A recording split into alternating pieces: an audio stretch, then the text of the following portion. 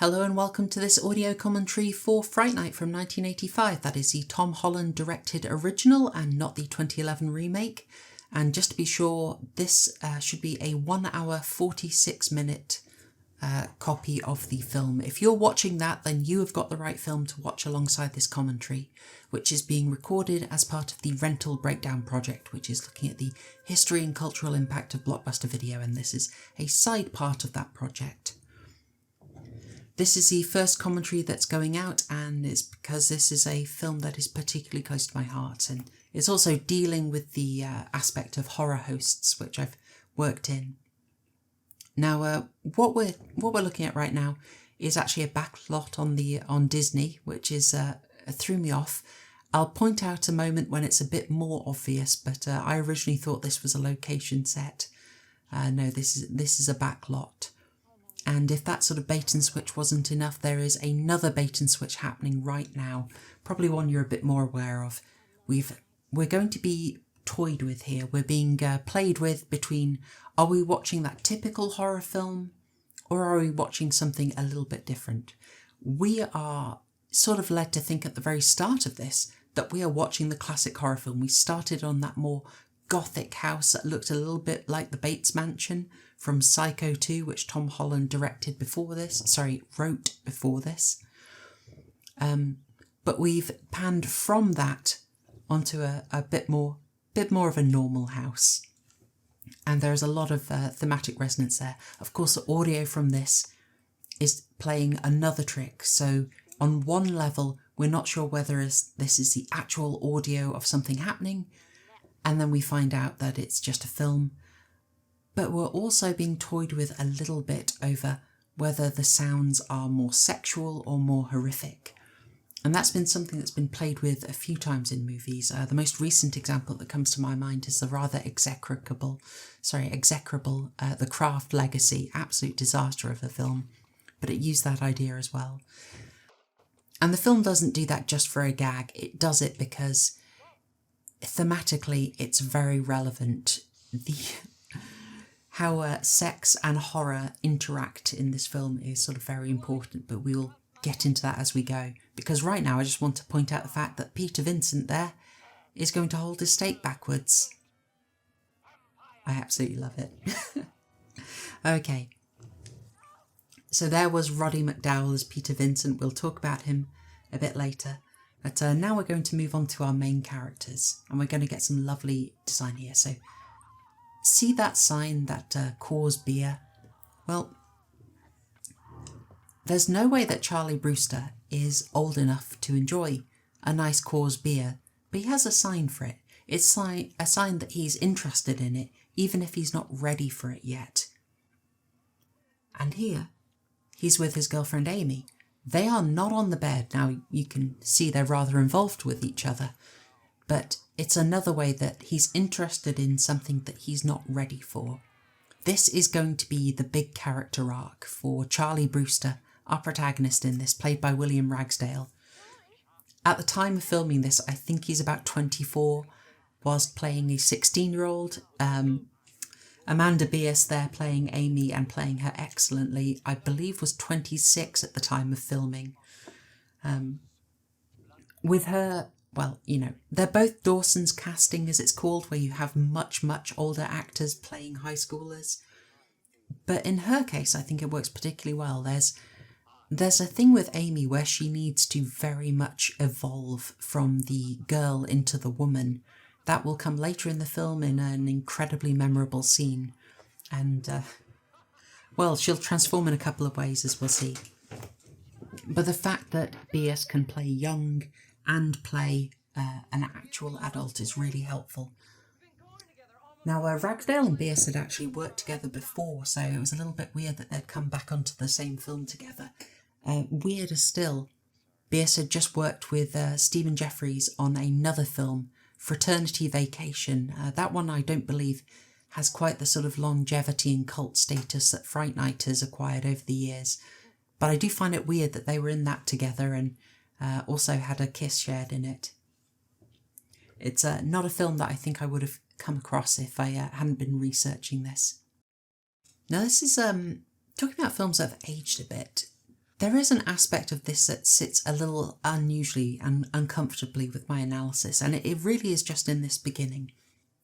And it's the part where Charlie is actually very keen to take things a bit further with Amy.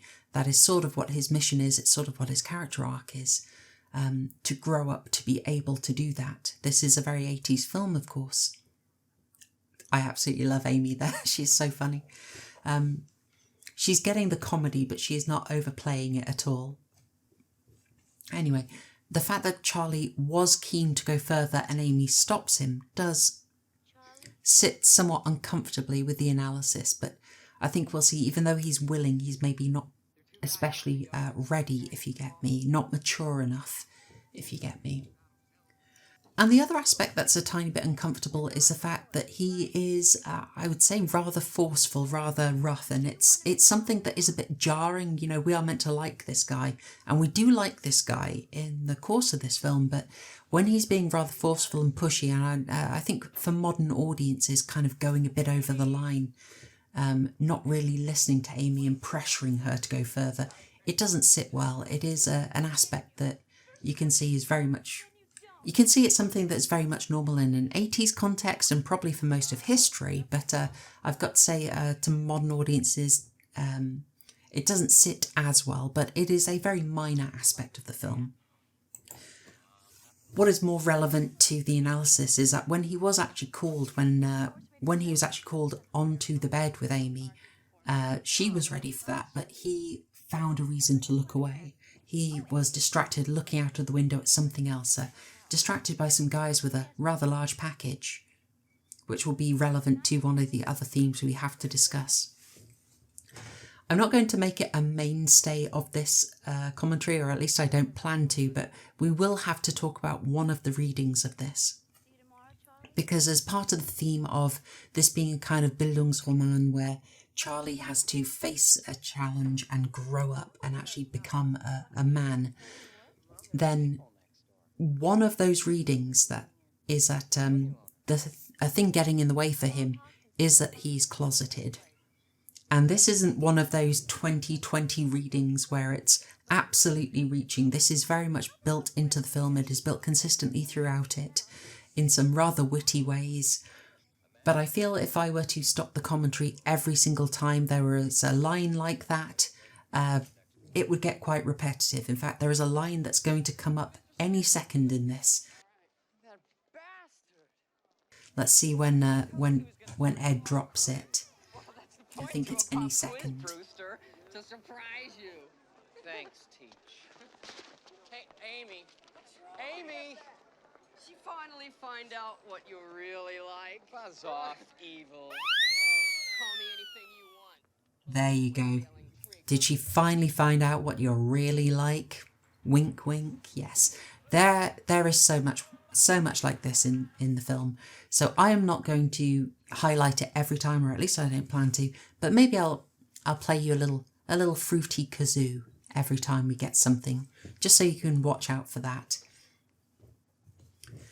As I say, I intend to read this as a lot more about Charlie's sort of struggle to become a man, but and having that sort of blocking him, that fear of sex as monstrous blocking him.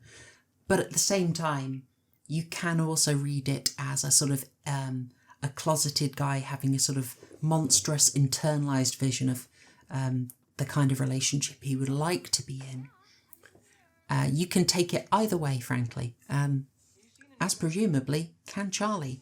Anyway, moving on.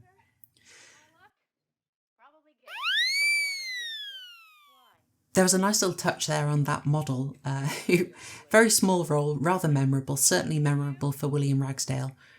They wanted to really highlight how she would stand out to him. You know, you notice how that dress she was in absolutely stood out in the colour scheme. Well, they wanted something else to stand out too, so they had the costume department give the model a little, how can I say, gave her some ice cubes. I can't talk around it, I can't think of a euphemism. They wanted her nipples to be sticking out and very visible, so that we, the audience, and Charlie would notice. It's the idea that Charlie sees her, she's this kind of bombshell, the kind of woman he would absolutely love to get to know. but she is out of this world, out of reach, and there's danger associated with it. That's what's going on there thematically. He's going to encounter that danger very soon. We've had a nice little setup. In fact, this whole scenario comes from a rather interesting place. Tom Holland, the writer and first-time director of this film, he was originally working on a very different script, a script by the name of Cloak and Dagger, which was itself a sort of semi-inspired remake of a film which was inspired by a far better film, Rear Window by Alfred Hitchcock. I'll take a quick pause there to direct your eyes to Stephen Jeffries playing Evil Ed and wearing, for reasons I absolutely cannot fathom, an armband with the Japanese imperial flag on it. It's very odd. I mean, it helps mark Ed as a bit of an outcast. And there is a young Stephen King. That is not Stephen King, but it looks incredibly like him. Wouldn't that have been a good cameo? I mean, there's so much Dawson's casting going on this anyway. I think we can get away with it. That diner look really cool. And there is the absolutely iconic line, "You're so cool, Brewster." Absolutely fantastic characterisation by Stephen Jeffries there. It is iconic, it sticks with you. Evil Ed is meant to be over the top. He is meant to be a heck of a lot. He is meant to be a sort of self-chosen outcast. That line and delivery of it really cements it. And so a lot of the research for this was from a documentary called "You're So Cool, Brewster." It's rather long, but if you are interested in this, if you enjoy this commentary, I highly recommend you seek out that documentary. It will give you a lot more information on the making of Fright Night. And here is the first of many, many times that Billy Cole there bullies Charlie. That's basically all he does over the whole course of the film. Now, I was originally talking about Tom Holland's inspiration, so he was working on a sort of 2 steps removed adaptation of Rear Window called Cloak and Dagger. And as part of that, he just got the idea that kicked this off, that what if Charlie had a Rear Window-like experience? Now, he goes way off from that because he's not confined, but that was the initial germ, that he will witness something that he's helpless to do anything about. Let me just draw your attention here to the background, that movie. The woman killed there was wearing a pink shirt. You're about to see another woman in a pink shirt. Not her, she has no shirt. Don't be distracted by that. It's the second victim that we're going to see in the course of this film. Will also be wearing a briefly wearing a pink shirt. Now I've got to draw your eyes to, or draw your memory to, what Amy was wearing when we first saw her. She was also wearing a pink shirt. And this woman here, she has kind of short hair as well. I think there is meant to be a little bit of a resemblance between Amy and both this girl and the woman who's killed in the horror movie that was in the background. That blending of horror and sex that is going to be running through this film is already established. It's already quite cemented with some nice subtle repetitions of things. Now, the audience here is very much meant to be in Charlie's POV. Not just from what he can see, but his position. You're sort of the typical audience for this film. When you're witnessing this, when you're getting to be a bit voyeuristic, you're going to want to see closer. Charlie then pulling up the binoculars, letting you immediately get that closer glance.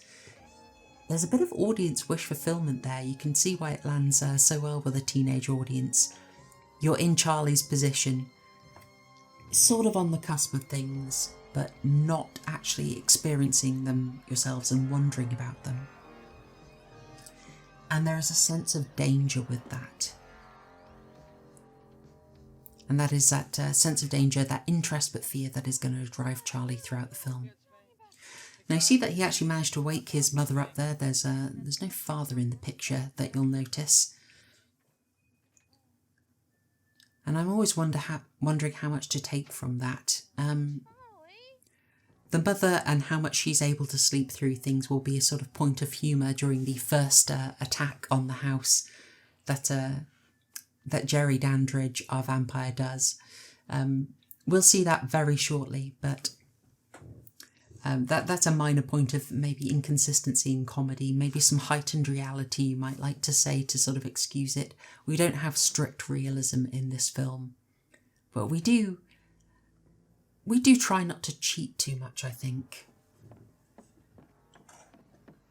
We're going to get a heck of a lot more symbolism. I say I'll try not to do it, but we'll probably have 2 causes for kazoo noises here.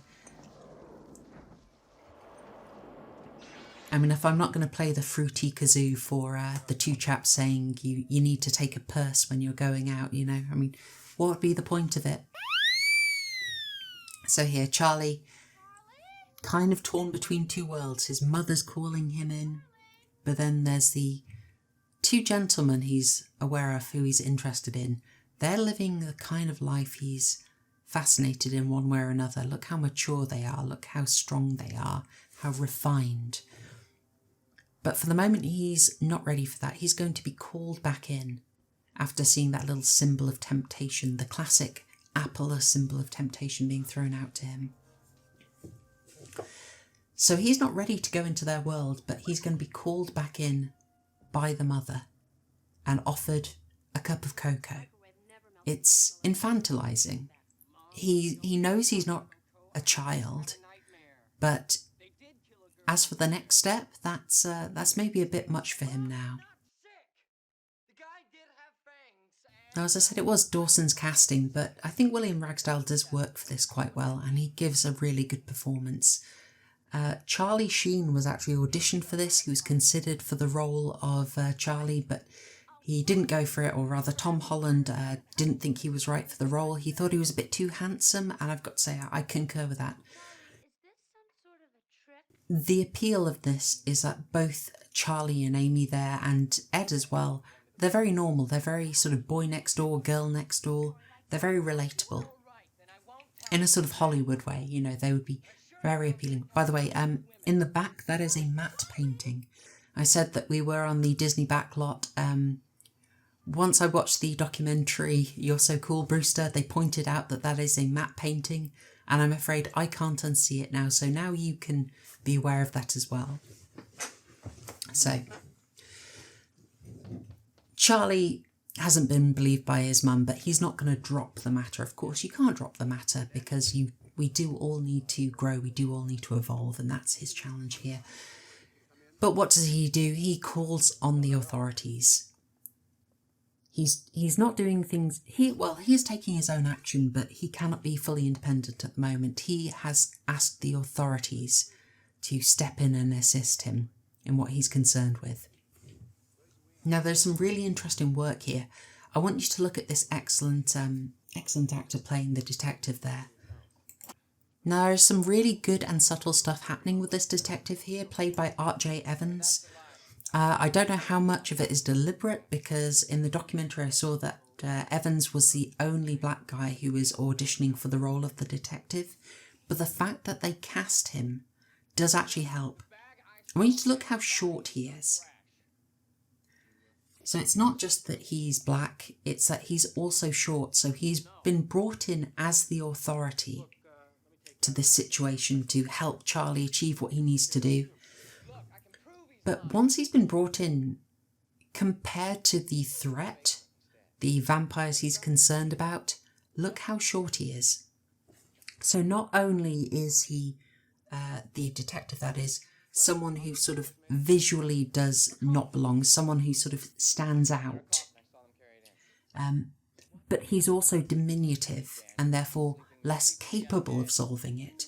This is all about the idea that Charlie's first instinct to sort of get someone else involved to do it for him isn't going to work, and the idea starts to look a bit ridiculous even before he starts to talk about vampires being behind everything.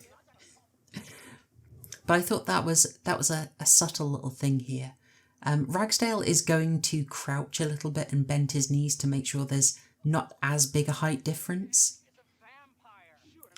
But nevertheless, when you're in that scene, you suddenly get the idea that the police just subtly through the casting, they've helped you understand the police cannot help, and it is just up to Charlie. Of course, in these stories, frequently you do have to sideline the police, you do have to sideline the parents. As I said, the father is not around, and the mother is not going to be helpful. She's played in a slightly ditzy way where she's just not as involved, which is, I think, essential. You do need the parents out of the way so that the characters can solve things for themselves. And I've often wondered if this move is due to the fact that these films are made by boomers.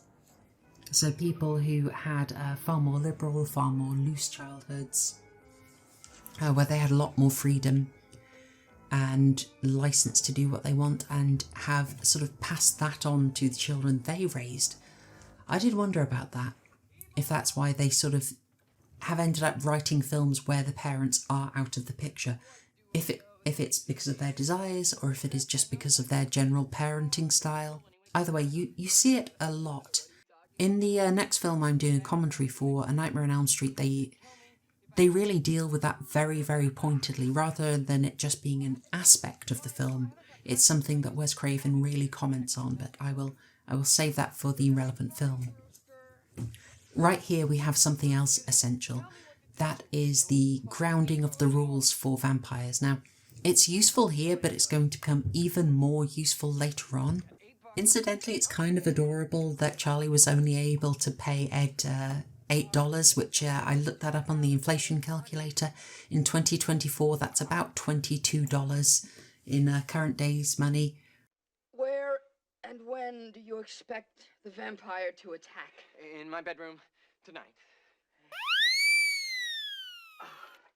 It really helps ground it in that this is just a teenage matter. They don't have full jobs, they're not really bringing in much cash, so it is basically pocket money that he's been able to offer Ed. Evil Ed there with his little vampire lamp and his little skull there in the background. We're understanding that he is a bit of an outcast. He is the unusual kid who's a bit fascinated with the bizarre, who's been watching the late night horror movies just like Charlie has. That's probably why they bonded. I get the impression that Evil Ed really doesn't have any other friends, and kind of amps things up as a sort of compensation for that. He is very much an outsider, which will be very key to his character later. But what he's able to do, which you can really only get from being the kind of Dunning-Kruger case model that is the teenager, is to be spelling out the rules for us. These are the rules that we absolutely need to know. Now, we'll have had some familiarity of vampire lore, but it's very much true that vampires get recreated every time we have a film, and we really do need people to define what the rules are for us. We really need it spelled out. Is sunlight going to work? Is garlic going to work? Is beheading going to work? Because the rules change so constantly. And watch vampire movies made more recently, and you'll see it's a real feature of it that they do have to sort of spell it out. Hello, Charlie. I mean, it maybe just my own... Oh, by the way, this scene here I will come back to. Maybe it's my own bias, but I sort of feel like they don't do this as much for werewolves and zombies. There is some music. There is some music by Brad Fiedel, which really does cast Jerry as quite the suave, handsome target of attraction. Something that's been a bit of a reputation that he has sustained throughout the years. I gather this is a horror movie that generally goes down extraordinarily well with female audiences. But yes, the fact that he's given such a, I guess, almost longing look up and down and made the object of attraction by Charlie really does help sell the sort of closeted reading for this film. The delivery by Chris Sarandon here is rather fantastic. Sarandon would work with Tom Holland on his next film, Child's Play, but this typically was not the fare he would do. He was aiming a lot more highbrow, and it's not unusual for an actor to, shall we say, slum it in a horror movie, but that's very much not what he was doing here. He's very generous in his talking about this film. and said that when he read Tom Holland's script, he really was blown away. Holland had been doing sort of more genre pieces, and this really was a chance for him to sort of excel and direct for the first time. In my mind, it's Psycho 2 that really enabled him to do this. Psycho 2 was not meant to work. I'll take a quick pause to point out that when I highlighted Charlie running down those stairs, that was a bit of a cause of a problem in the production, because he'd done a few takes of it, but he was asked to do a quicker take, and unfortunately it's on that last one where he fell and managed to, well, he break his ankle. They thought it was just a sprain, but the sound man had picked it all up and was able to tell them, no, that's a break. And the idea of it being the sound man who literally hears the bone snapping, and that sort of stuck with me. Anyway, so we had the lore explained, something that does seem to have stuck around. It certainly made it into Buffy and Angel, the idea that the vampire cannot enter unless they're invited. And so that was raised, and we know what the stakes are, and then we can immediately have that dispelled. Now, I do wonder if that scene explaining the rules was done just for a good bit of setup and payoff, or if there really was a concern that the audiences would not know what the rules of vampires are.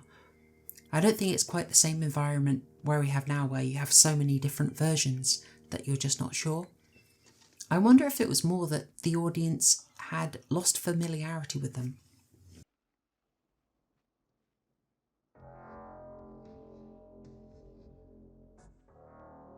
Look at the mirror in the background, by the way. Now, they did that probably as you would expect them to. That is a blue mat that they superimposed back on. And unfortunately, on the 1080p version that I watch, and on the 4K Blu-ray, it becomes a bit obvious. If you're really looking at the mirror, you can tell that the blue screen has been matted out, but what can you do? That little whistling of Strangers in the Night, that's definitely getting a kazoo. So Tom Holland, in talking about the making of this film, said it's very much a love letter to the horror that he grew up with. So you see that most clearly in the character of Peter Vincent, who is your somewhere between Peter Cushing and Vincent Price, and you combine those names together, you get Peter Vincent.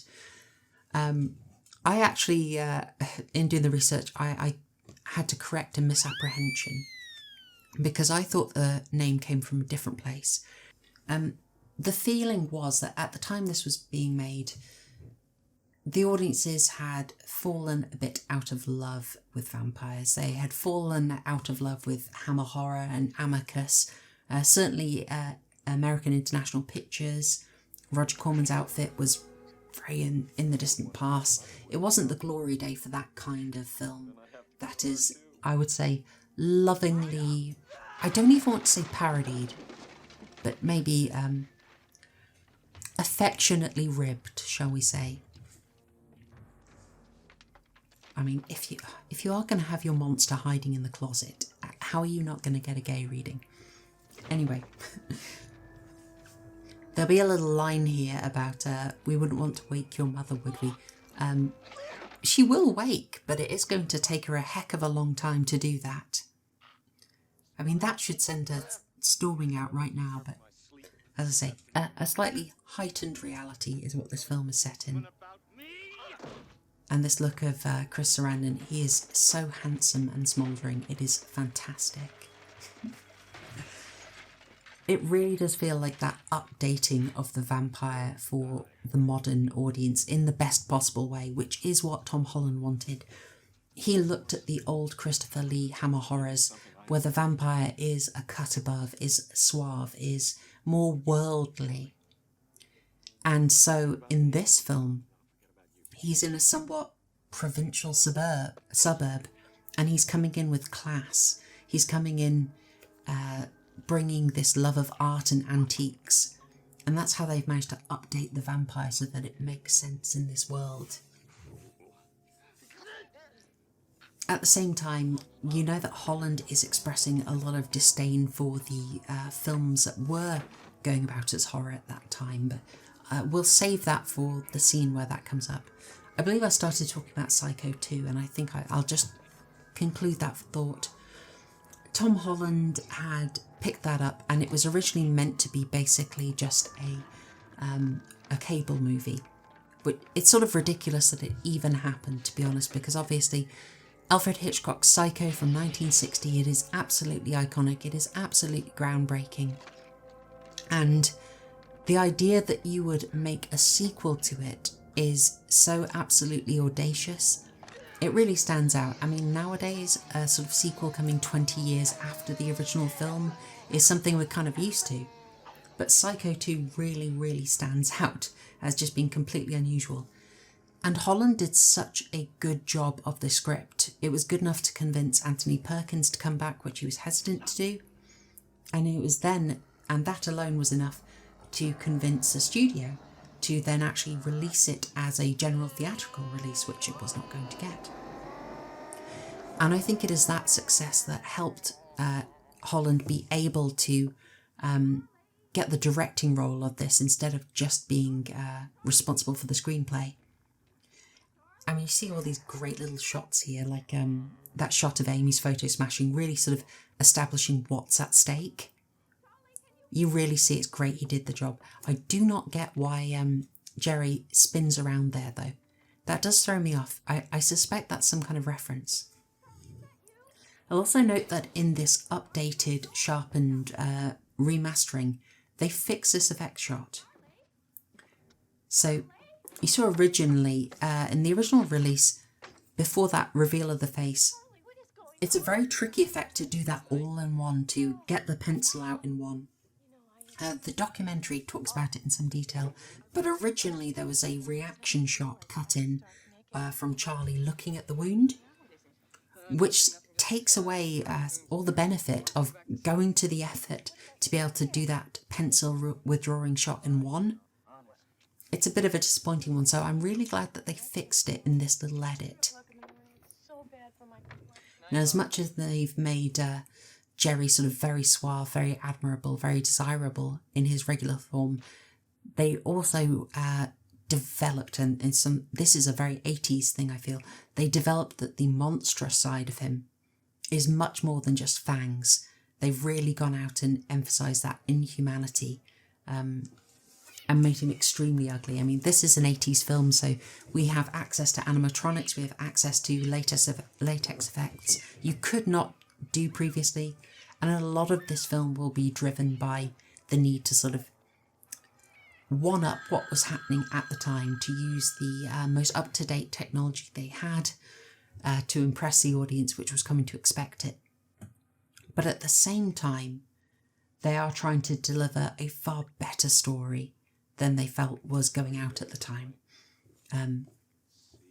Specifically, they wanted something that was that loving tribute to the older style, which maybe reads as quite dated now, certainly kind of clunky.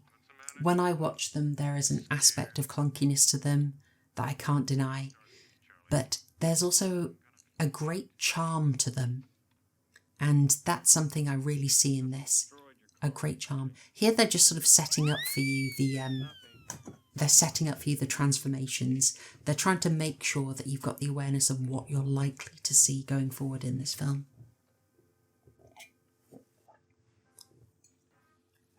Now, I don't know if I made it clear, but Psycho 2 is absolutely fantastic. And having seen that, you can understand why Columbia would allow Tom Holland to direct this. He really had proved himself, and if you haven't seen Psycho 2, it genuinely is excellent. That shot had to be I'm torn between whether that shot was a Hitchcock tribute or a tribute to The Haunting, but it could go either way, or it could just be a regular smash zoom. Either of those. Now, yes, kazoo music ensues. It is just a fantastic premise as well, having that danger so nearby to him.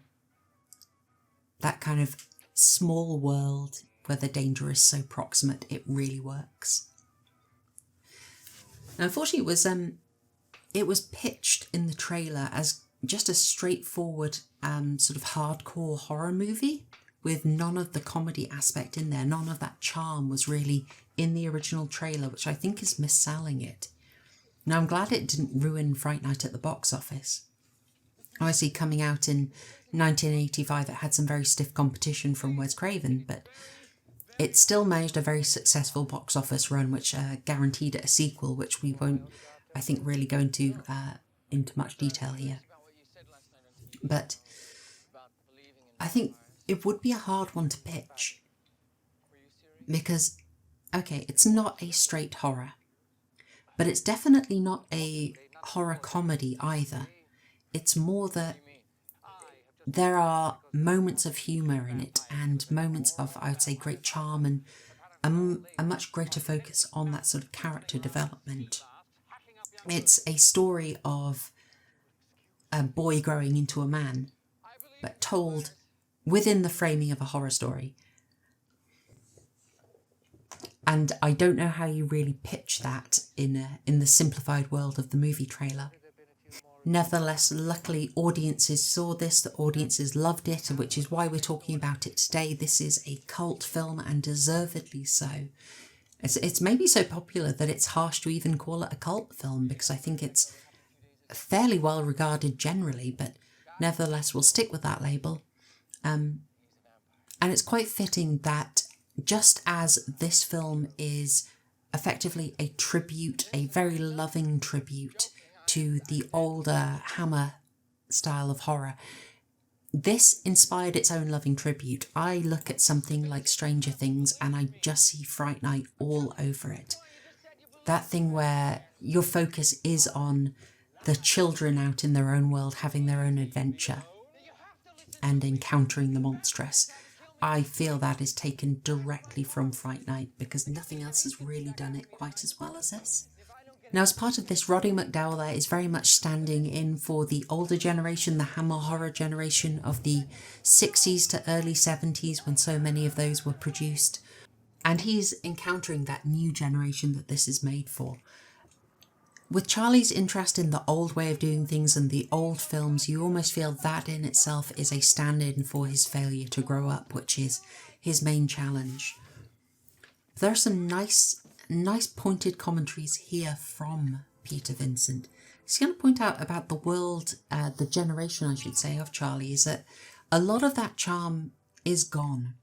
You're going to get some incredibly, pointed criticism of the horrors at the time. Friday the 13th, which at the time this was made had put out 5 movies in, or maybe 4 movies in 5 years, I believe.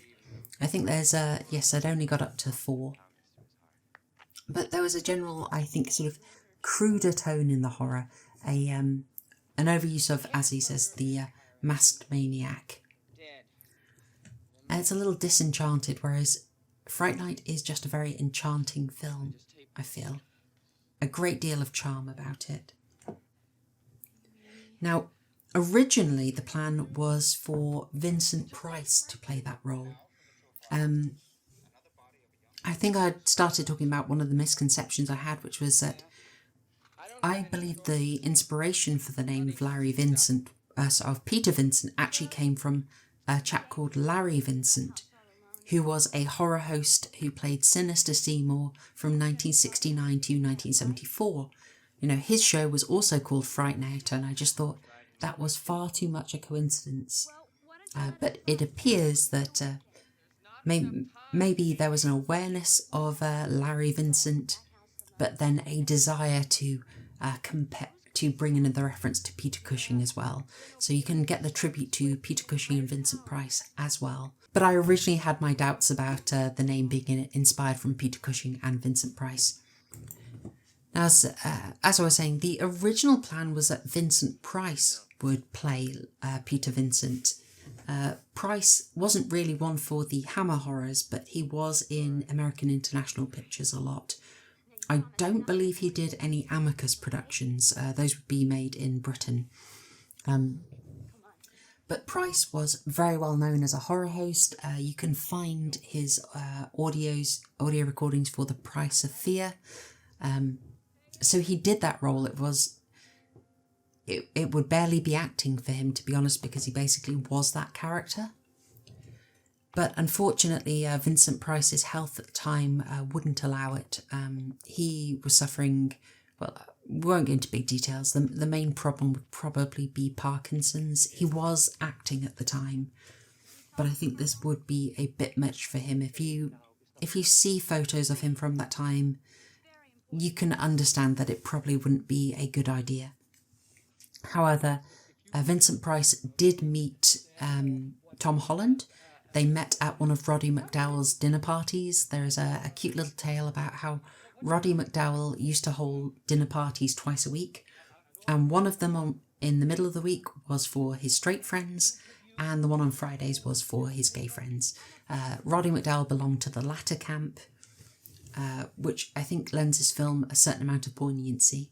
There's also a thing of a kind of odd thing about seeing a teenager, as Charlie does, trying to lean on the older ways. You know, it looks quite out of place, or the religious iconography, because it really does feel like something from a sort of bygone era, which I believe it's very much meant to in the film. This is the challenge for Fright Night, is how do you update the vampire tale for the modern era? How do you make it work?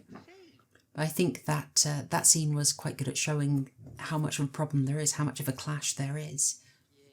So obviously from the dinner party story, you're going to know that Roddy McDowall did actually know Vincent Price, which maybe Vincent gave him his blessing. I don't know. I would like to think he did. I certainly don't associate Roddy McDowall with the horror host role that he's playing, although he is able to do a good tribute to his friend. And they did know each other quite far back. So Roddy McDowall knew Vincent Price from at least the late 1930s. They were on stage together in Orson Welles' Mercury Theatre Group, and had quite a sort of long friendship, evidently. I think McDowall captures the character quite well, although he reminds me a lot more of Cushing than he does of Vincent Price. There's something a bit heartbreaking about the way the youth there come to him, and I noticed that's another imperial flag on Ed's clothing, isn't it? It's quite striking, though. There's something kind of heartbreaking about the way these teenagers are coming in and just do not connect. That Peter Vincent thinks they want an autograph, is expecting it, and they just don't go for it because they have moved on. They're part of that new generation which just does not know the kind of horror films that Peter Vincent used to make.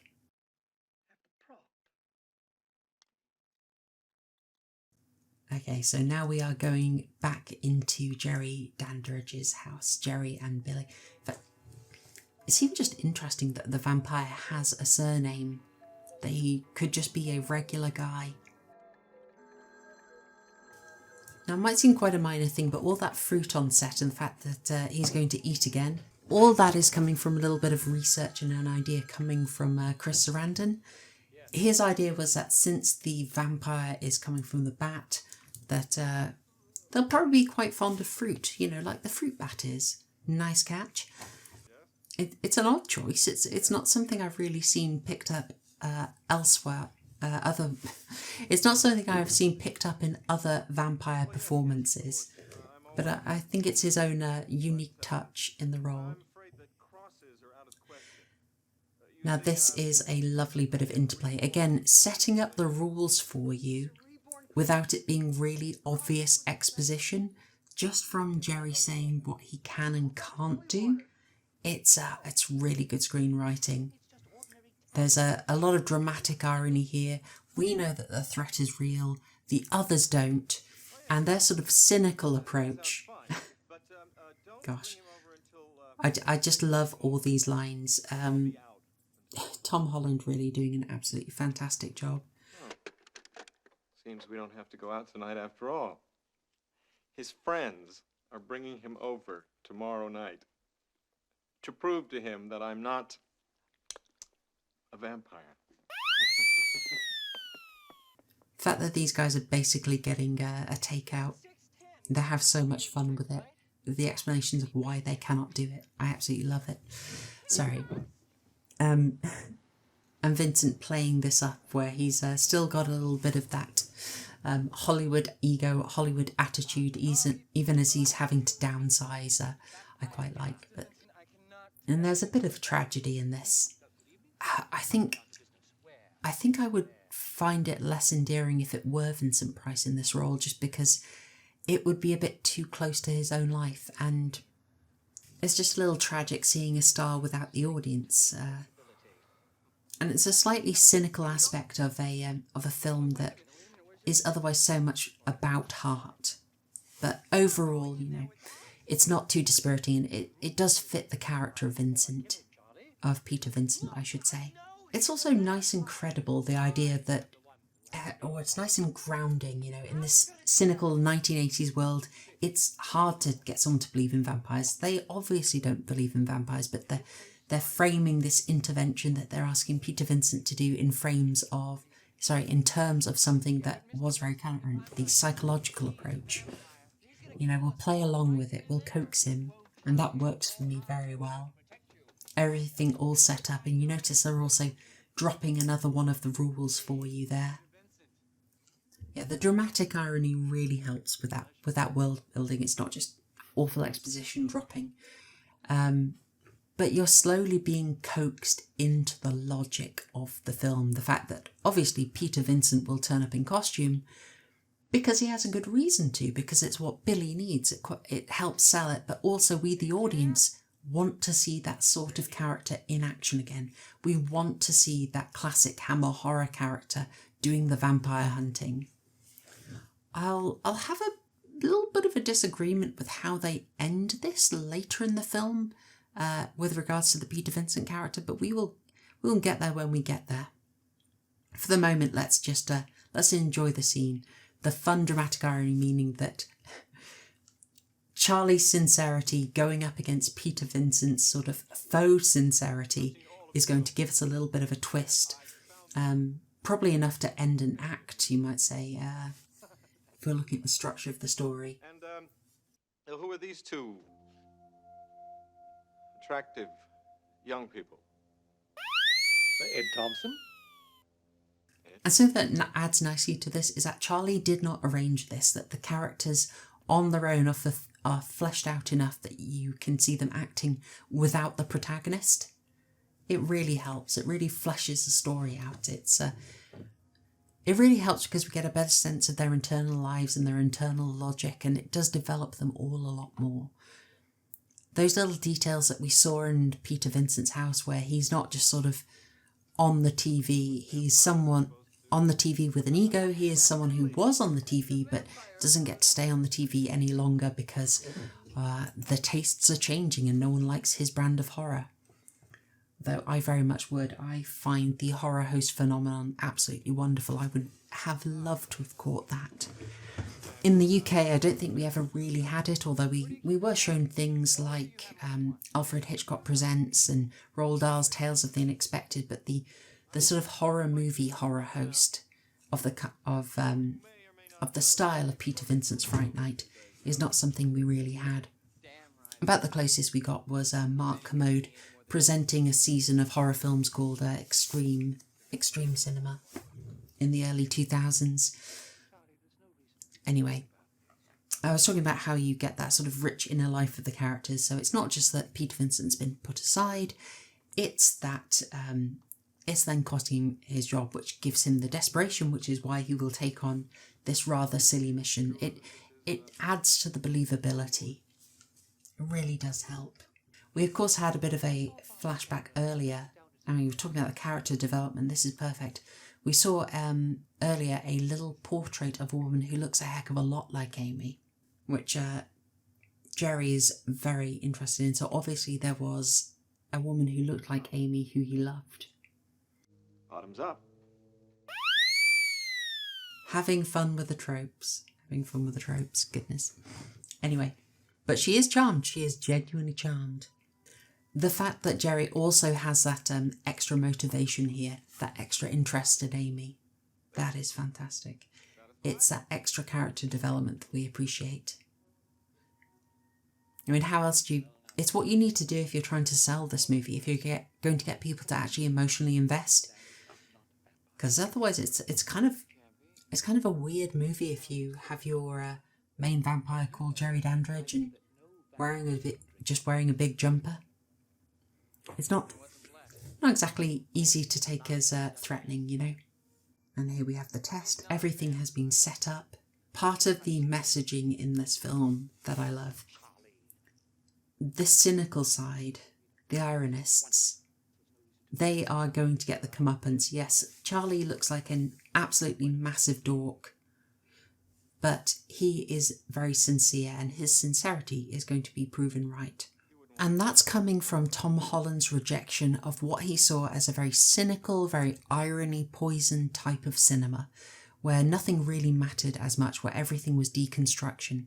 We got to remember that the kind of things coming out, certainly in the mid-70s, were the very sort of fag ends of the Hammer horror cycle, where it was all played for laughs and made a bit more sleazy, or just outright parodies, where things were not taken seriously at all and were also a bit sleazy. Fright Night is a rejection of this. Not that there isn't a certain amount of sexuality in this film, there certainly is, but I wouldn't really say it is sleazy.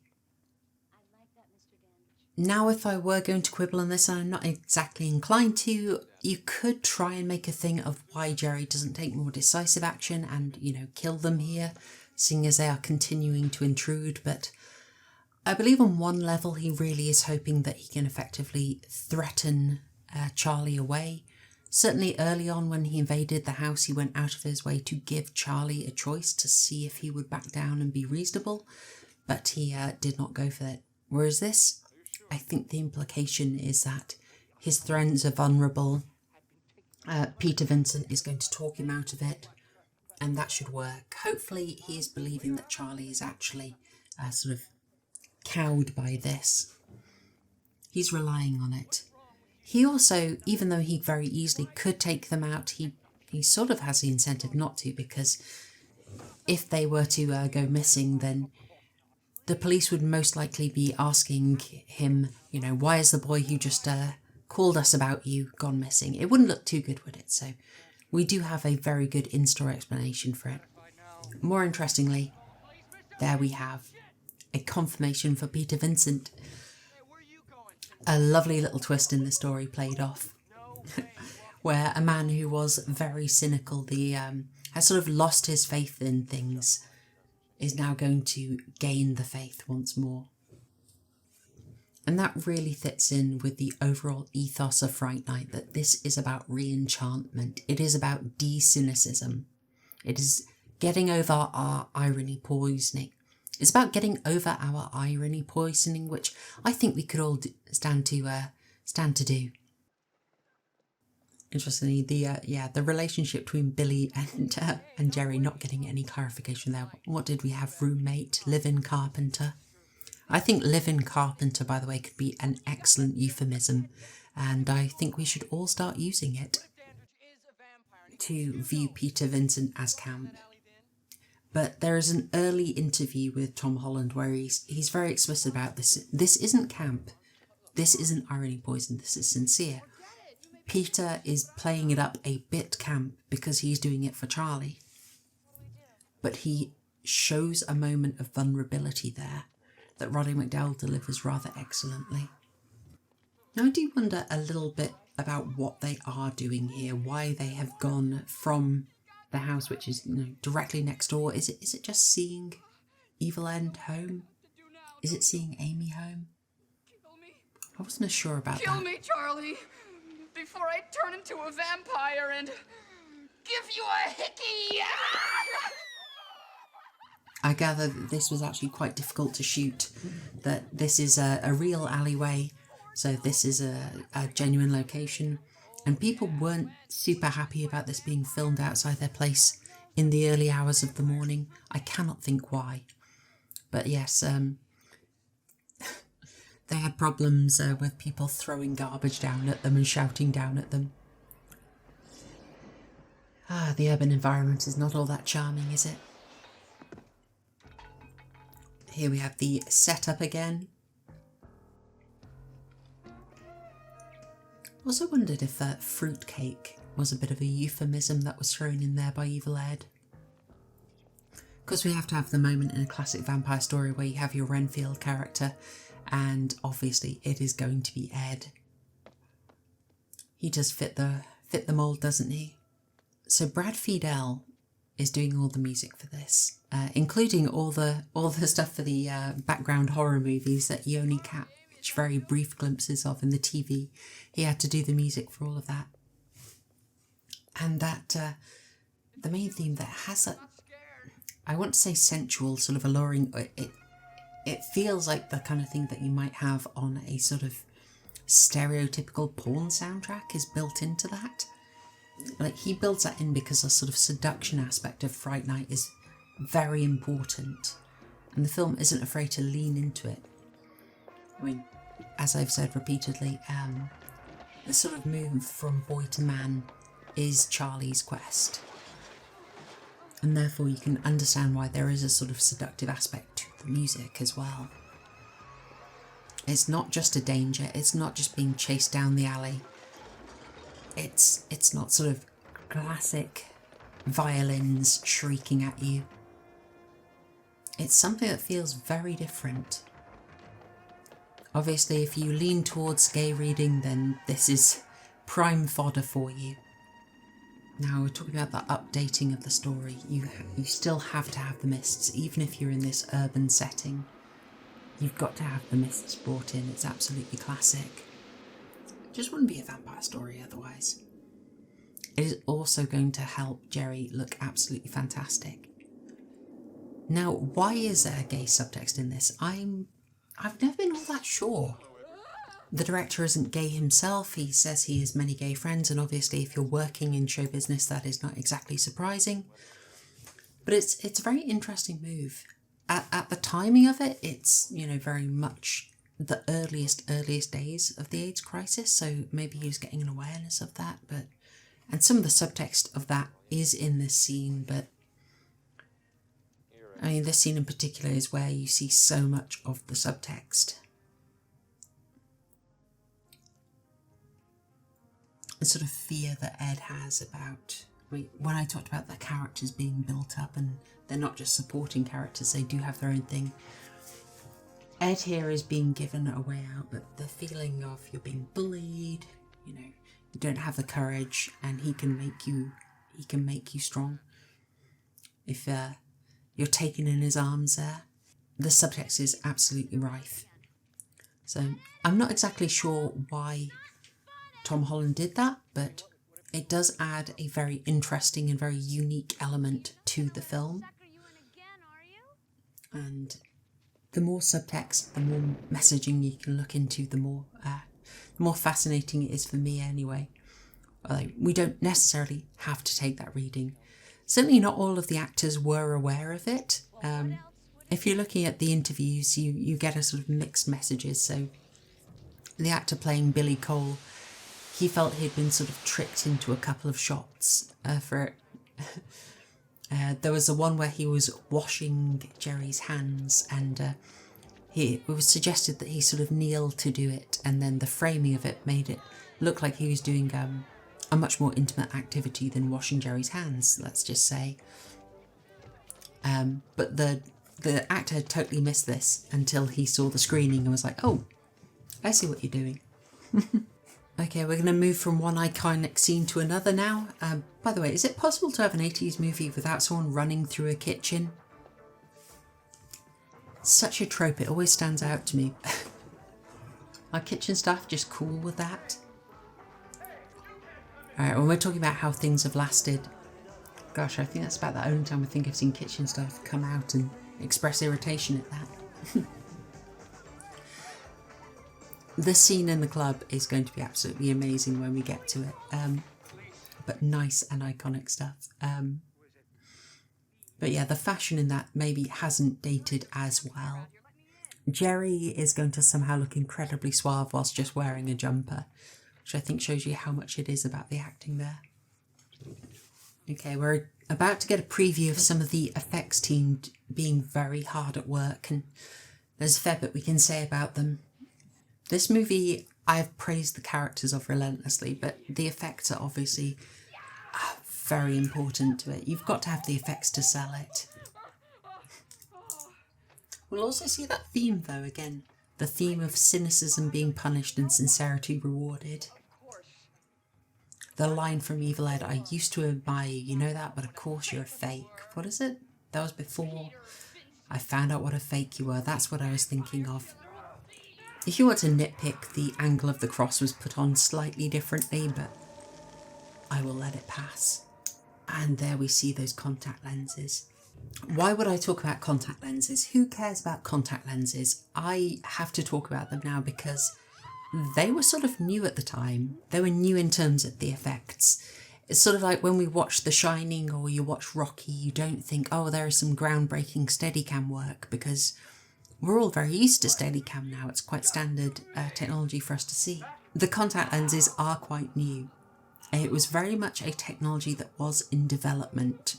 And when I say that, I say it because when I said it was developing, it's very flawed, and the actors paid the greatest cost for that. So those were done by a chap called Steve Johnson. Back then they were hard contact lenses, they were not soft. So they're made of glass, they were painted. Oh, did you see that? He dives out the window with his arms posing like the vampire in the poster to the right. That was such a good touch. I love it. And there are stories going around in the documentary of the absolute agony that the actors had using them. Amanda Bierce was particularly unhappy. They also caused the problem of completely blinding some of the actors. So in the end, we'll see Billy Cole going up the stairs with one contact lens in and one eye uncovered, and that's because when they gave him 2 contact lenses, he couldn't see and kept tripping up the stairs. So they compromised. The chap responsible for those was a young guy by the name of Steve Johnson, but we'll talk about him a bit later, I think, when more of his work is standing out, because this I want to focus on. This is one of those great iconic scenes. This is going to be Amy. That guy looks way too old to be in the club. This is going to be Amy transitioning from the sort of more childlike version of herself to a much more adult version. This is where I said that the slight Dawson's casting of Amanda Bierce is going to really work. Thinking of what's her point of view in this. She has tried to be supportive of Charlie, but even, well, as he's doing right now, he is focused elsewhere. He is not noticing her. That first scene in the bedroom, when I suppose that was a bit I had a problem with, where he was not particularly respectful of the old consent. He was ignoring her. He's ignoring her now. Whereas what Jerry is doing is communicating with her wonderfully. He's absolutely in sync with her. And you'll see her mature massively through this. She goes from the kind of scared child that she was when she was sort of willing to offer herself to Charlie, but very timid about it. She's going to go into a much more sort of adult sensuality. You'll even see her makeup change somewhat subtly in this scene. So try and keep an eye on it. You can also notice that Jerry has some very subtle sort of beautifying makeup at the same time. Now, originally, the song that they were dancing to here was a David Bowie classic. They were dancing to Criminal World, but they could not afford the rights to that at all. So Brad Fiedel made this to go over it instead. But I like the thought, maybe you can do another rewatch and just play Bowie's Criminal World to this while you enjoy it. I've got to say, I can't imagine it without these songs, so absolute kudos to Brad Fiedel. Another interesting aspect of this is that the music is recorded originally, and this is part of a change happening at the time when studios realised that instead of paying a huge amount for the right to use different music, they could just record and release their own, so that they could then sell that. And I believe it was quite well selling. Although the main one that stands out to me is Come To Me. That is a fantastic song. It's that interesting era when the films are increasingly led by music, and they sometimes have a little bit of a music video feel to them, which gets interesting when you consider how many directors you get who come out of the music video background. David Fincher comes to mind. Muck G is the other, so quite a spectrum there. But yeah, at this time they're not doing so much the, the song you already love and already dance to that has been sort of pre-slipped into the musical rotation on the radio stations. They are just still letting it be driven by their music, but they are making their own so that they can sell it to you in the soundtrack. No criticism here, just interesting. Here you're noticing that after rejecting the initial advance, Amy's looking a bit more mature and she is being more assertive. This is kind of the nightmare scenario for Charlie, that he wasn't ready, that he wasn't the man he's meant to be.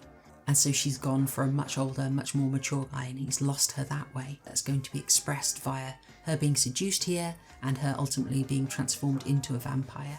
And it's so great that Amanda Bierce can do that really timid Amy and then do this much more assertive version.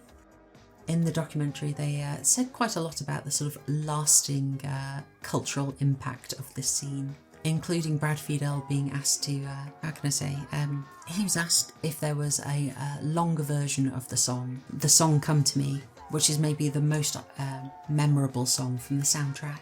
I'll maybe let those sort of less than savoury details about why someone would be seeking a longer version of the track out, and we'll focus back on the scene. Maybe we'll ignore some of the more questionable fashion that's out there, but the quite subtle fun effect that we've got there. I'm trying to remember now if Polanski's Fearless Vampire Hunters was made before this or after.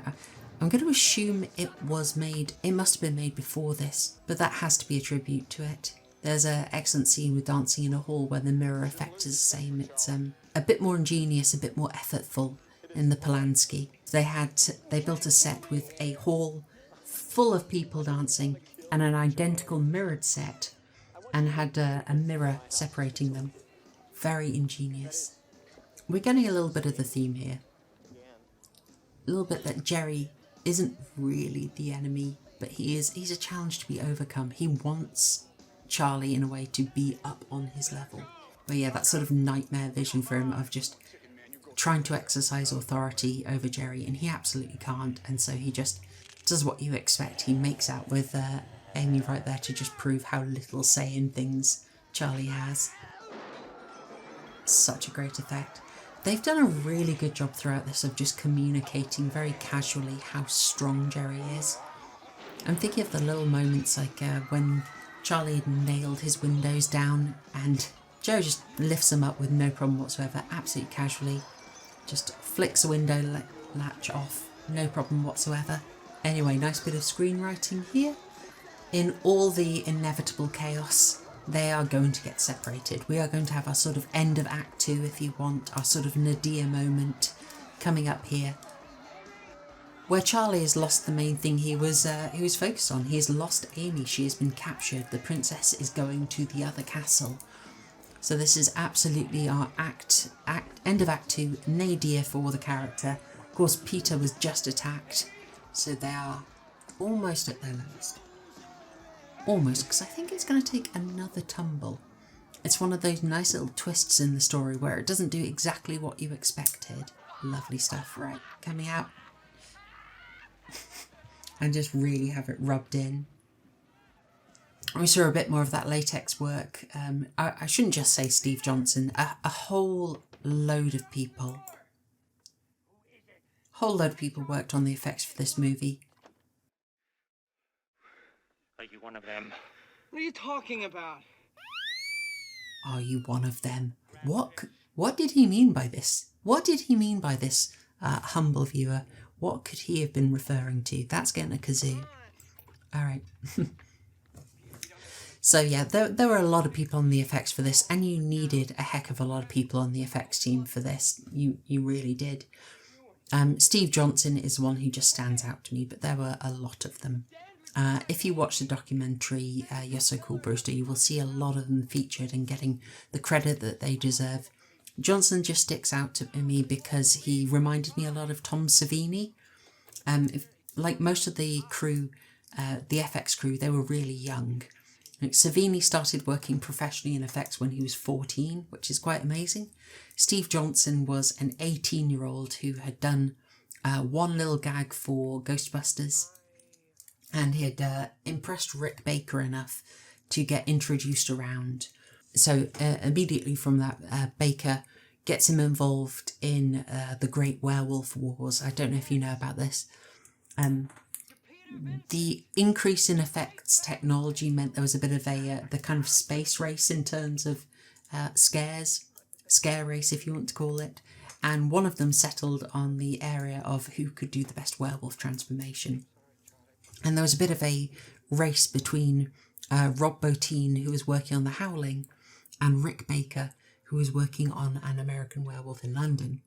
They were both trying to do the best werewolf transformation using the top animatronics at the time. Both of those movies came out in 1981, and you always focus on the rivalry between them, but weirdly, Steve Johnson worked on both of them, one after the other.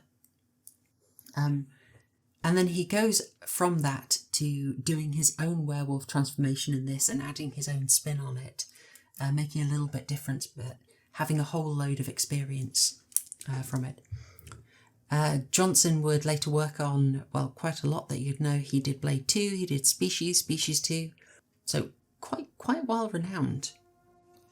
And for a little bit of 80s extra knowledge, inside knowledge, he also ended up marrying a sort of cult actress, Linnea Quigley. You'll probably know her best from Return of the Living Dead.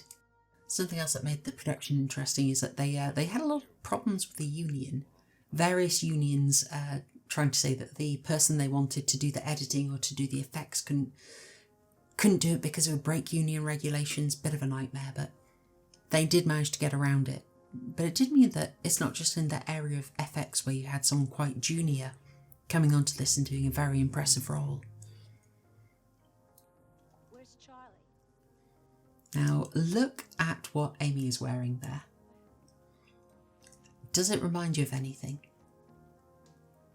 There's going to be a very considerable transformation in here. I think in this scene she does look a bit regressed. She looks a tiny bit younger than she did at the end of the club scene, but that's maybe unavoidable. This was the song I was talking about, Come To Me. Absolutely wonderful. This was the one that someone wanted an extra long version of, but we will not dwell on this. We wanted to talk about her dress. Now the dress is very reminiscent of Marilyn Monroe. There's going to be a big transformation here. Amy's not only in that classic dress, but she's going to have a big change in her hair, in her makeup. You will also notice that she's going to get fake breasts that are going to be much larger.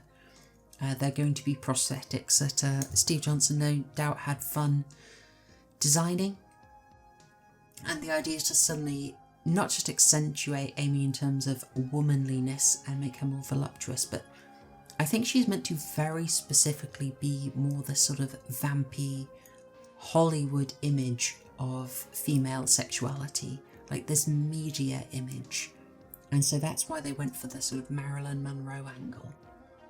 The idea is that it's got to be intimidating for Charlie. As we said, he is interested, but he is intimidated. And I'm sure you're literate enough to not need me to really unpack the symbolism here of that first bite and the bleeding. I'm sure you get it. It's not exactly the first time that this symbolism has been used, but I think it is done very nicely there and very neatly. The fact that they got the two trails of blood coming down separately for the two big canine incisions, I thought that was very nicely done.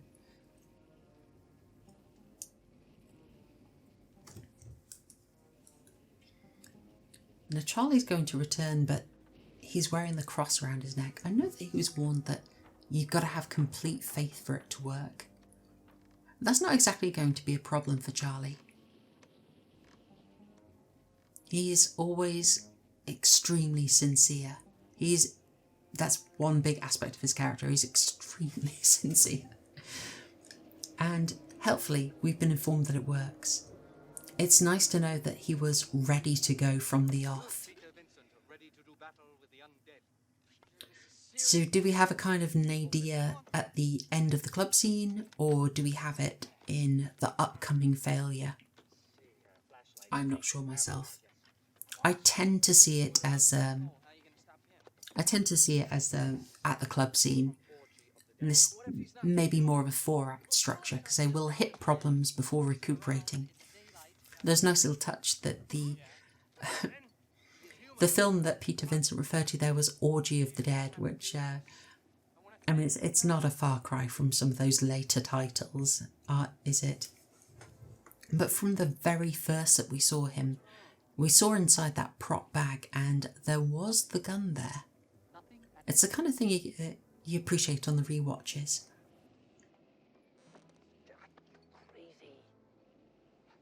Peter Vincent's plan to go around the back and sneak in is admirable, but maybe not the one. You're going to be wrong-footed on that one. I also really like a subtle detail that while Peter Vincent is there incredibly old school, Charlie is going in, yes, he's got a stake and a hammer, but he's got a metal hammer that like you would have around the house. It's not the classic wooden mallet, and the stake is a bit of plank. I really like this detail. The principle is the same, but it's been modernised. We're going to see that a fair bit. Lost Boys comes to mind, which was fairly shortly after this, I believe.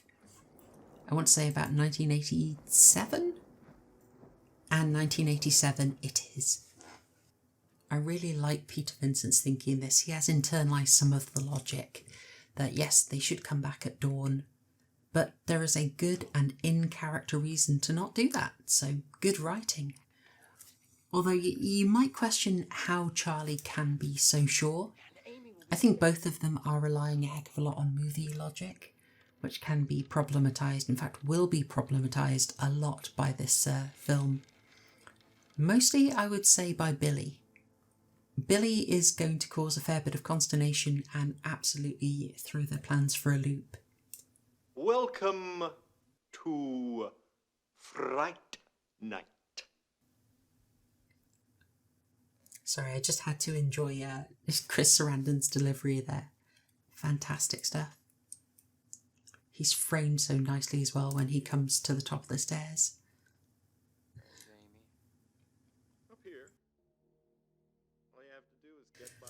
In terms of praising the writing, we're going to get something incredibly direct here. Some nice character motivation in that we're going to get the stakes laid out for us, as it were, and with an in-character motivation. So just in case you're not sure, what are we after? What are we doing at this point in the movie? Half an hour from the end, what are we after? We're after Amy, and all you have to do is get past me. He's not just dropping exposition, he has a good reason to. You imagine if you were just coming back from I don't know, an ad break in a screening, that'd be helpful for you. But he has a reason to taunt them. We're now seeing the cross put to the test. Now, I wonder if those are fake fingers. Just a subtle, slight feminisation by giving him longer fingers alongside the longer fingernails. I do wonder that. We know that towards the end, because the makeup days were absolutely punishing, Chris Sarandon talks about coming in at 4:30 a.m. and then being in the chair until about noon, and just to have something to do, because that is a long time to be getting the makeup done on you. He learned to do his own finger appliques and do the effects for those himself, but I think that was for the much more advanced vampire makeup of his.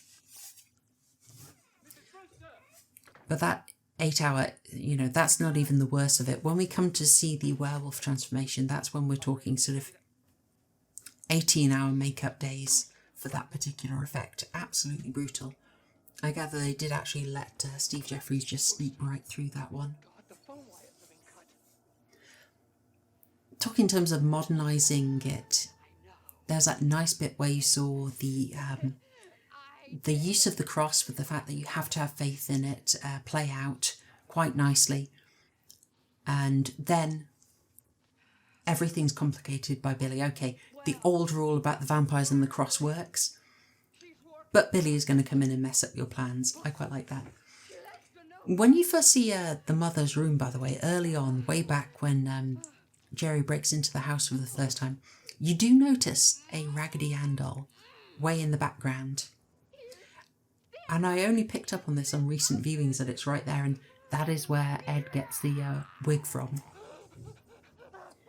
It's definitely kazoo worthy, but if you're wondering where he gets it from, there you go.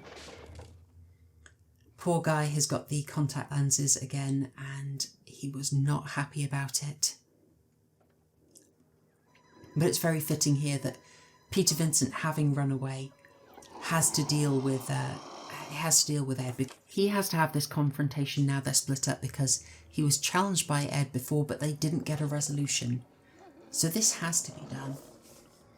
If you're looking at the reading, if you're looking at the gay closeted reading, then you could say this is because this is a challenge for Peter, who did remain closeted, who never actually came out, who was always sort of hiding who he was, and Ed, who has fully sort of embraced. But then when you do that, you're sort of ending up with a scenario where you kind of have to cheer on Ed, who has come out getting staked. So for that reason, while there is a lot of ammo for a gay reading, there are sort of implications from it for how you frame it that can make it extremely awkward. It's not like I feel that Tom Holland would want a kind of, shall we say, more conservative reading. I absolutely don't think he would. So I think if you go for that reading, you have to think about those elements quite carefully.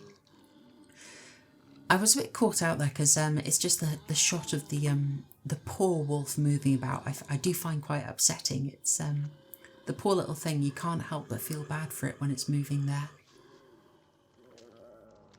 So we talked about the effects transformations.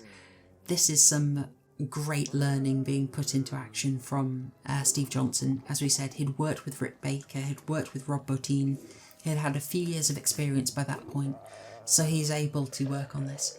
Now, I'll try not to ruin it for you, but if you just want to be impressed by the effect, be very impressed. A huge amount of work went into this, and I think it looks amazing. One of the things that Johnson really wanted to add in was he thought if you're transforming back, it shouldn't be neat. Especially in these circumstances where he's injured, it shouldn't be as neat, it should be slightly asymmetrical.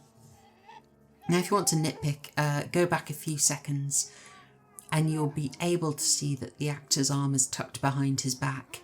There's a fake arm, the left arm is fake, and his real arm is pinned behind his back. It's one of those details that you can see, but it's also extremely easy to miss. So I don't always advise looking out for it, but if you want it to catch that sort of thing.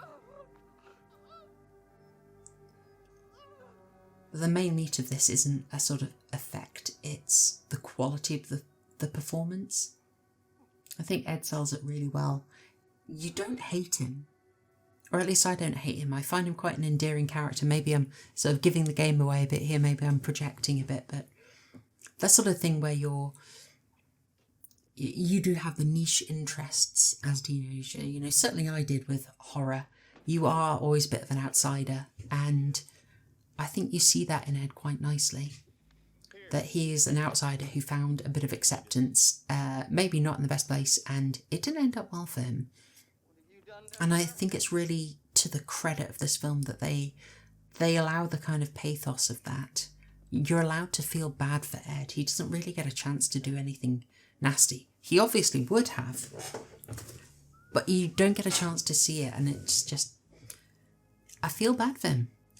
And I'm primed to feel bad for him by the fact that we saw the injured dog, that always gets the sympathy going out. Peter Vincent also, Roddy McDowall also delivered that. Yeah, just a great performance here, taking it seriously, feeling the shock, struggling with it. It is a real shame. Roddy McDowall passed away in 1998, so a little while after making this. He did turn up in the sequel, but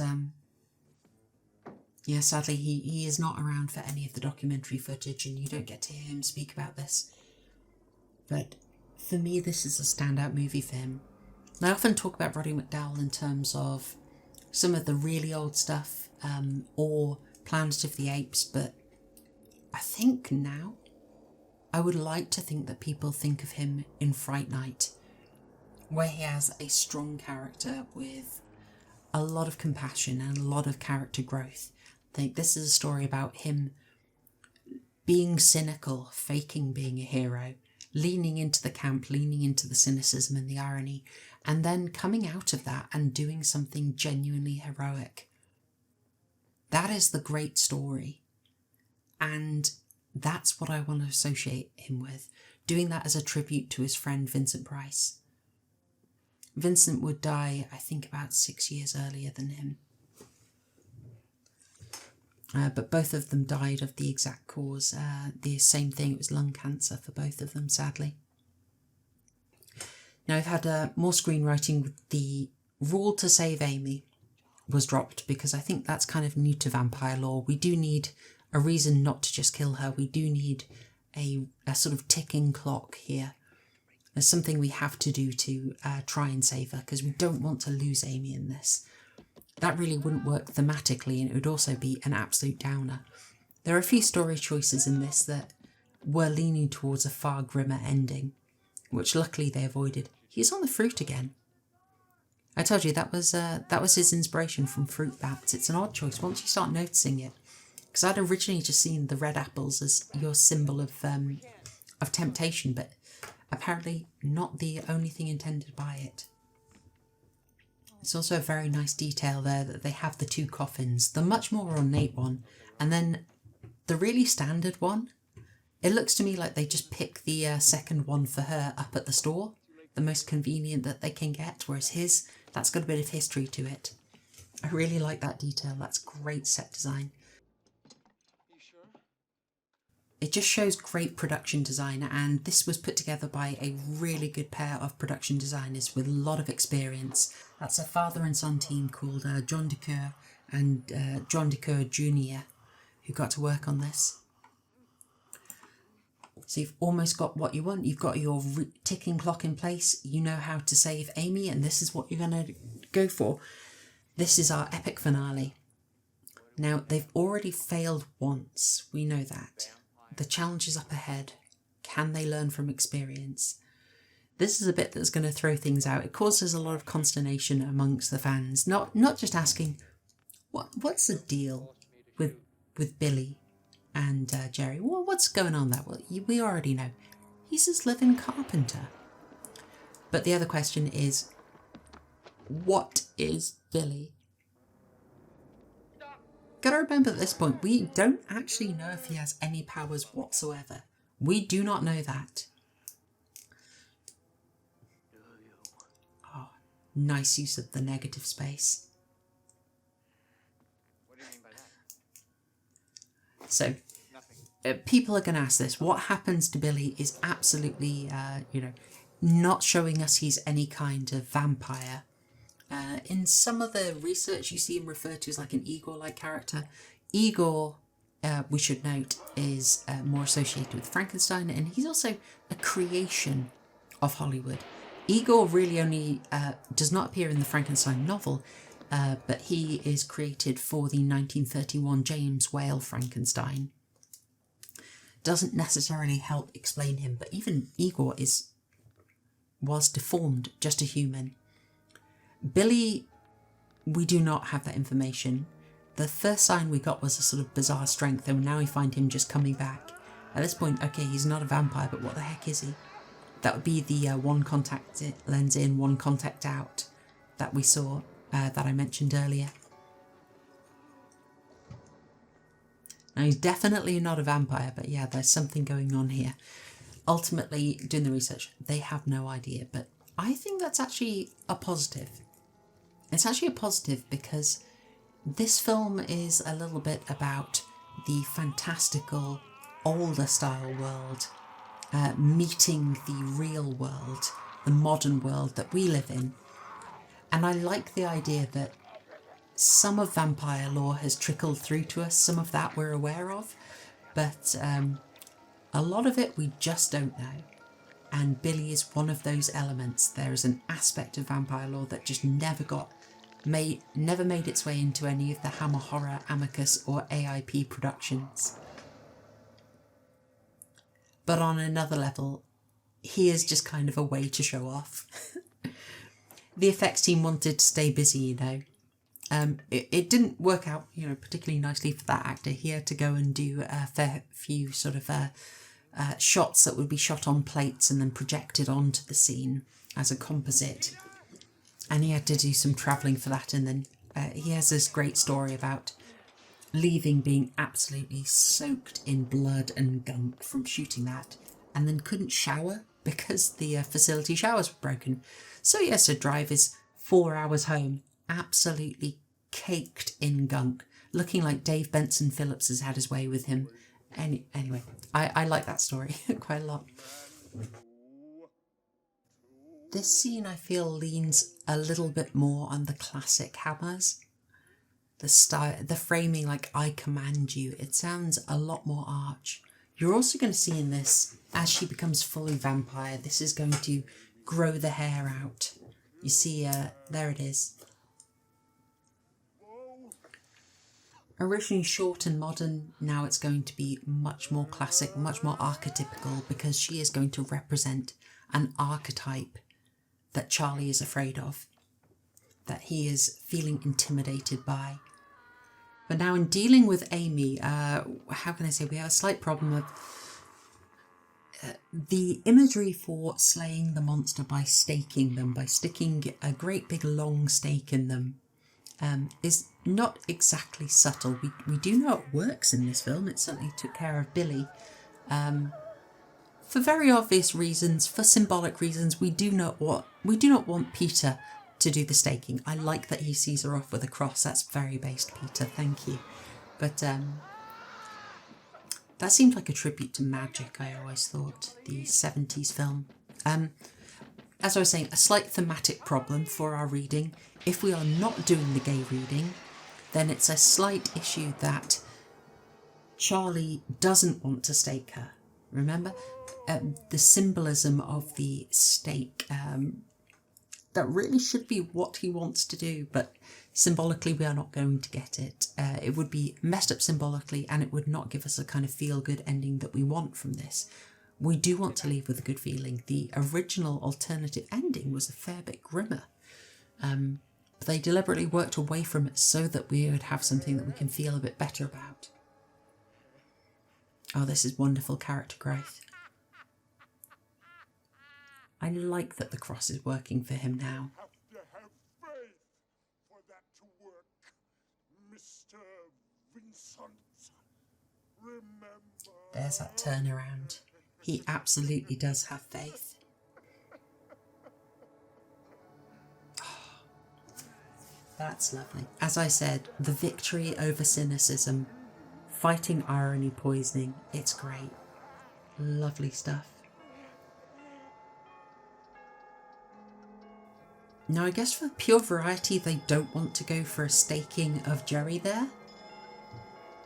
It would be maybe a bit repetitive. They are going to find an alternative. It is going to be extremely over the top. Maybe foreshadowing some of the sort of Blade style vampire deaths, but there we go. So there's a little bit of a dusting element to it as well. For me, it feels a bit over the top. I would have been happy with another staking.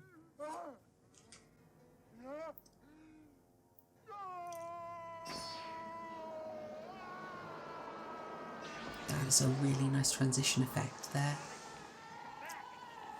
It does look amazing, and it is 80s animatronics at their best, all physically present, all making it feel so much more solid. And yet these wonderful things are really only ever on screen for a few seconds. So there's an interesting case with one effect that they thought would really just be a throwaway that ended up extremely prominent, but we will get to that in a bit. But as for the bat, I think that looks absolutely wonderful.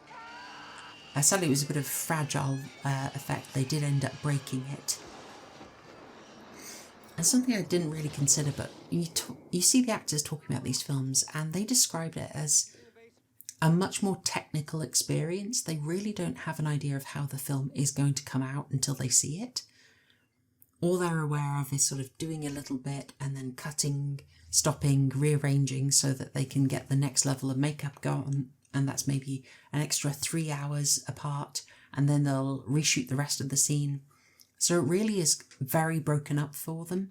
They probably don't see everything that happens as well. They're only doing their scenes. So they really only know how wonderful or terrible, as the case may be, the film is when they're sitting there and seeing it. But they'll have been aware of just the hours and hours of work going into the wonderful effects. Now here's one of them. So the light is going to help you out there. There you go. Really giving you Amy's profile, prosthetics and all. But she is meant to be that sort of vampy Marilyn Monroe inspired figure. She is the woman that Charlie wants, but is extremely intimidated by. Ultimately, he's faced with her, but he can't do what he needs to do. That is a challenge for him. Amanda here works very awkwardly if you go with a gay reading, which is why, as interesting as I find it, I tend to lean away from it. Or I don't say it's the one true answer, it's more like a flavour in the film.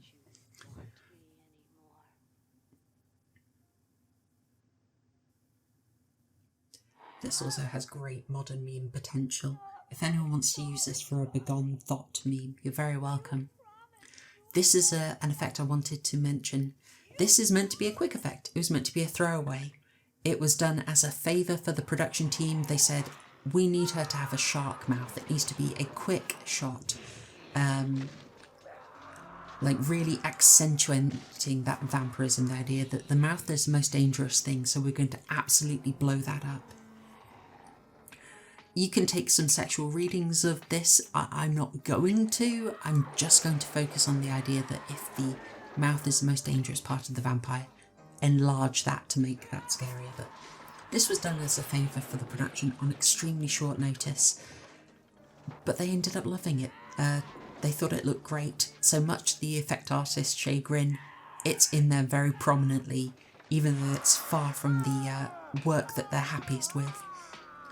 And in fact, they end up putting it on the poster in artwork. It does look a tiny bit janky, I'm not going to lie, but at the same time, it's really iconic for Fright Night. It's what I associate with Fright Night. To the point that in the 2011 remake, as, you know, lukewarm as I am towards it, they make the vampire mouths like Amy's shark mouth. So you can see it's a great idea, it's just the execution is a little tricky. Now, we're getting the build-up here and some extra setup here, because when we saw the sunlight damaging the bat form of Jerry the first time, that was the first bit of setup. It's being built up to now. But I've got to admit, I would have preferred if Vincent had been able to do the kill, if it had been Vincent staking Jerry. I would have really preferred that. I feel Charlie has done more than enough. Like, his battle should more be with Amy. That's who he has to overcome. Whereas I really want Peter Vincent to get that moment of glory and be able to defeat the vampire.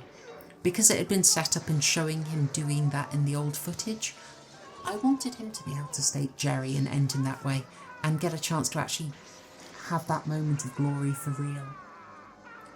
How did Jerry say it on the stairs? Fright Night. For real. That's what I was hoping for. We don't get it. And I think we partly don't get it because it's the 80s. I think Chris Sarandon would have loved it to end that way, just to spare him 2 weeks of absolutely brutal 8-hour makeup days. But most of the reason I think is because it's the 80s and we want some big bombastic effects. You're kind of playing against all the other films that have come out and you want to one-up them. So that is why you get this very over-the-top version. It's certainly memorable. It may seem extremely over-the-top, over-energised. The crew did joke about a lot of cocaine being done on set, but it's kind of memorable. They were also recycling some stuff that they had to hand to make the most of it and just get the biggest effect they could. And it sticks out, even if I don't particularly think of it as very vampiric. This method of vampire death, it certainly didn't catch on in the culture. What won out was the dusting, I think. Although I'm trying to think of a more recent vampire movie and whether they stuck with dusting or whether vampires dusting when they're killed has gone out of fashion. But for a while, thanks to Blade, thanks to Buffy and Angel, that was the main way. Anyway, that was Jerry's extremely over-the-top end. Done. It does feel a bit exhausting. It's absolute chaos. But, as I say, 80s movie, that's how they tend to end it. And that is the resolution. Everyone is brought back together. And Amy once again has short hair. It's, which I view as sort of Charlie overcoming that idea of the kind of pin-up, unrealistic woman. Now he sees Amy as who she is, and he can relate to her, which is all he needed to do. I don't know if you turned up to this expecting a psychoanalytic reading of Fright Night, but I hope you did enjoy it. Now, the alternative ending we were going to get was going to be Peter Vincent showing you glowing eyes and dropping a hint, I've turned into a vampire. I am so glad they didn't do that. That would be a bit of a downer ending, the idea that Amy and Charlie would still not get it on. They would be looking in shock and thinking kind of, here we go again. I'm extremely glad they didn't do that, but we do have a little bit of a stinger. It's a nice idea of moving on, growing up and evolving, which is what Charlie's had to do, putting childish things aside and becoming the man he's meant to be. You notice that we get Amy's pink top that I made so much noise about is back. It is there on the side. A kind of callback to the beginning as this whole scene is. It's you've had the dilemma and you've met it, you've overcome it, and now you're back and able to return. So including her shirt from the original scene, I think is a really good choice. But we did also get that little flash of eyes very subtly, just to set us up that there's a, how would you say, a stinger, a little bit of sequel bait. Sequel bait that ended up not being used at all, but it was built in there. I gather Tom Holland did have some ideas for how he could take things forward with the Evil Ed character, but at the time of recording, nothing has really materialised about it, so that is the end of our Fright Night. A nice little stinger, and you can let your imagination take it from there, both inside that room and outside. Well, that is everything for my commentary on Fright Night, an absolutely beloved cult classic that really does deserve the reputation it's got. It is so influential. As I said, you would not have Stranger Things if you didn't have this. I don't think you'd have Buffy if you didn't have Fright Night. I think they're hugely influential, hugely influenced by it. That great sense of really good horror, but also a lot of heart in it. That's something that really helps it land. These are characters that you end up loving. You're not just seeing them as, what's the phrase from fishing? They're not just chum thrown in for the piranhas to feast on. They are characters with a lot more inner life to them. Except maybe Charlie's mum, who does basically disappear very early on. But never mind. That is it for my commentary on Fright Night. I really hope you enjoyed it. I hope you'll check out the rest of the commentaries in the series and the rest of the rental breakdown episodes as well. If you enjoyed this, if you want to know more, again, I can really recommend the documentary You're So Cool, Brewster, and the best people for special editions of films you love. They are Shout Factory. The Scream Factory sublabel put out a collector's edition of Fright Night that has that documentary on it and a range of commentaries and a panel with the cast from fairly recently, about 40 years after the making of the film, which is really interesting, worth seeing. They share their not so flattering thoughts on the 2011 remake. So yes, if you want to see a lot more in depth, if this has intrigued you and you want to look more into Fright Night, then do pick up a copy of Scream Factory's collector's edition. I can't recommend it highly enough. It's been a pleasure recording it, and you can check out the rest of what I have on my channel. Thank you very much for listening, and good night.